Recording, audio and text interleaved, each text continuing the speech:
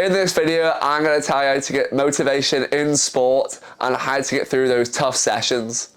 Alright everybody, we have Alright everybody, start a new vlog. Got a new cap. There we go. Sponsored by Wiffen, obviously. And yeah, we're ready for Bucks. This is our for Tuesday night session. We got some kick and aerobic, and we're racing at the weekend, so it's not gonna be that much. I'm thinking 4K, so let's get in.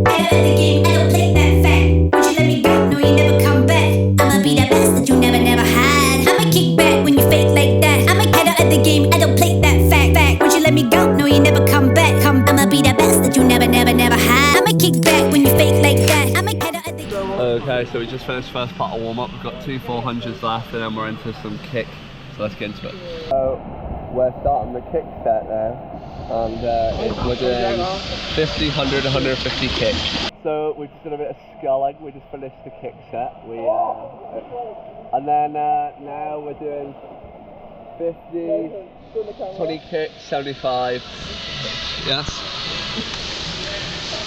Okay everybody, we're going to talk through basically how to stay motivated in training and in racing and basically swimming sport in general. And Nathan's going to I'm going to kick it off with, I'm going to think like when I'm racing or for the season ahead, I'll set short-term and long-term goals. So obviously I've got my long-term goals, which will be Olympic focused around every 4 years. So for example, winning the Olympics. And then I'll have my short-term goals, which will be, I don't know, winning the World Champs in the summer or hitting a certain time at a certain competition. So for example, from the 2021 Olympics to the Paris Olympics, I set a long-term goal of winning the Paris Olympics, and then every year I had a short-term goal of I want to be at a certain period in time. So 2021, make the Olympics, my first year in Loughborough. 2022, make a world final. 2023, make a world medal. Didn't go to plan, we've gone through that in previous videos. And then 2024, win the Olympics, stuff like that.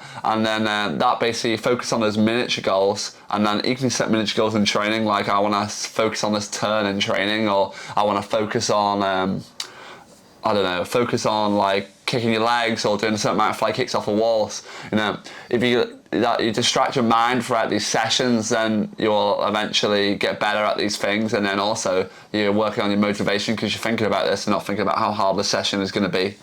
So that's going to Nathan, you want to chat on? I'll go on to the next point of as you always hear top people in the world say, especially Michael Phelps, big advocate of saying it, the most mentally tough sessions or the toughest sessions are the ones that count the most. And you know, he is right when he says it, as you know, you're probably going to get more out of it because most of the time, say you're racing and you're getting up, you're tired, or you don't really want to go swim 50 under a pretty long race. You don't want to get up and do it. You got to think, you know, this is the one that counts. Say it's an in-season race, you got to think, this will help me practice for when it's way easier when you're tapered. So that's what you got to think. And I think the mentally tough sessions, you know, you got to think of your competitors and what they're doing, and they might think, oh yeah, I love this session, but you may think, oh, I hate it. But you know, you can't let them win a session over you. Yeah. So that's what the point I would like to make. What's your hardest session of the week? Obviously, we do 10 sessions a week. You've gone through them before in previous videos. What would you say the hardest session of the week is for you? Hardest day as well? I would say the kick sessions, but they don't matter. So I'll probably go. I'll probably say a Monday night for ours, because it's quite hard to get into because we've only really had the morning session at the start of the week, so it's quite a hard one to like get the good feel in for the set. I'd say for me, I don't really find the hard sessions that hard, mentally tough. For now, like the easiest sessions to get through. I think like the Tuesday nights, you know, it's just getting towards halfway through the week and you've got an IM set Tuesday night, and I mean we have our assistant coach coaching us on the Tuesday and Thursday nights, so when Andy's not coaching me it's kind of like hard to stay motivated, but I try my best, and that's the sessions that I find the most. But going on about these sessions, do you know what, for me when I'm going through these sessions and I'm struggling a bit, or like if I'm doing a hard set and I'm struggling to get through the hard set, struggling to go my times, I always picture my rivals like Bobby Fink, Sun Yang at a point, Mac Horton, you know. Sun Yang. No, but I wanted to be mentally, like when he was on his top form. A mental training. I picture them slightly in front of me when I'm training, doing like fast 200s or 100s, and then I see them in front of me. It makes me go that extra bit harder, you know. So then in a race, when I'm racing them, I've already raced them 20, 50 times in training because I'm picturing them racing beside me. And obviously, it's quite hard for me at the moment.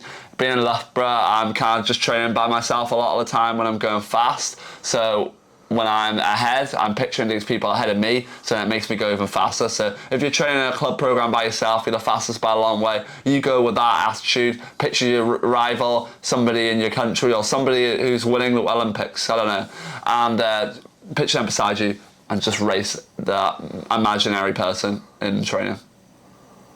So the next point would be about training partners, and you never want to let your training partner beat you, and you got to think, if they're faster than you in that session, you're just going to try and win the reps. That's what I would say. So try and win the most amount of reps. That's what we normally do. I mean, who can win the most reps? Probably you want to be, obviously you would want to try and be more dominant than anything, but if you're feeling that day, you just can't. But don't forget, your training partners will always feel the same as you because you're doing the exact same training.